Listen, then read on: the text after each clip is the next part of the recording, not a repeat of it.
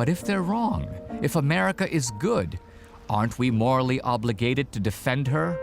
The stakes could not be higher. We're talking about the fate of the greatest nation on earth. Who are the real fascists? Who are the real racists? We must learn the truth. For progressives today, fascism is on the right, a philosophy of nationalism and authoritarianism. They call Trump a fascist because he's a nationalist. But so was my countryman Gandhi. So was Mandela and Winston Churchill. Lincoln was a nationalist. Were these men fascists? We've had authoritarian leaders since the beginning of time, but few were fascists. Look, Trump gets flayed in the media every day. Real authoritarians would have shut that down. So authoritarianism and nationalism don't exhaust the meaning of fascism. To go deeper, I sat down with progressive historian Robert Paxton, former head of Columbia University's history department. Paxton is no fan of Donald Trump. We have a group in America today, Antifa, which fashions itself anti-fascist. Yes. It drives speakers off the campus. Outwardly, it seems like there is some resemblance to Mussolini's black shirts, and the mission appears the same. In other words, to enforce a kind of ideological conformity by roughing up your opposition. Do you see a parallel between Antifa and the fascists that they claim to be fighting? I think there's some tactical overlap. As soon as you start wearing a uniform and beating people up, you're obviously in fascist territory. Now, does fascism matter today? Yes. Some people have said we are living through a fascist moment or a fascist strain in American politics. Are you worried that that's true? But now the fascist label seems to me to overlook two very important differences. One is fascist regimes did not want a free economy. They had a regulated economy, and they had what was called corporatism. And all the business enterprises were required to participate in 5-year plans, and that is the opposite of what's going on. So the principles of the American founding, the separation of state and society, limited government, individual rights, property rights, free markets. Would you agree that this is what the fascists hated?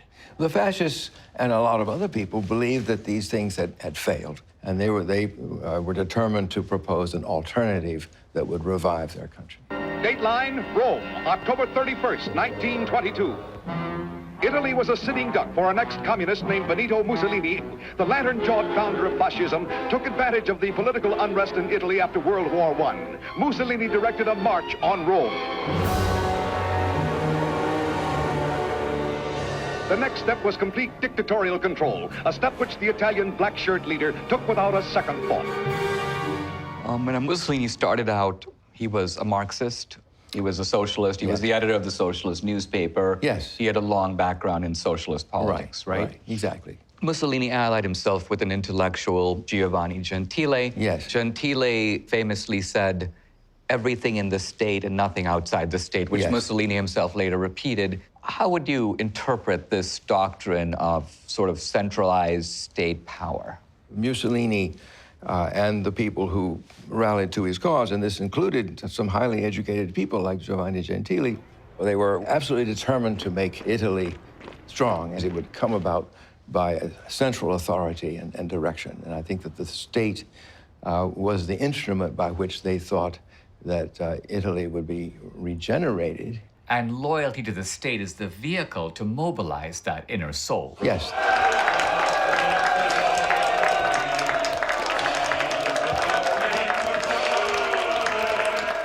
Mussolini was responding to what historians call the crisis of Marxism.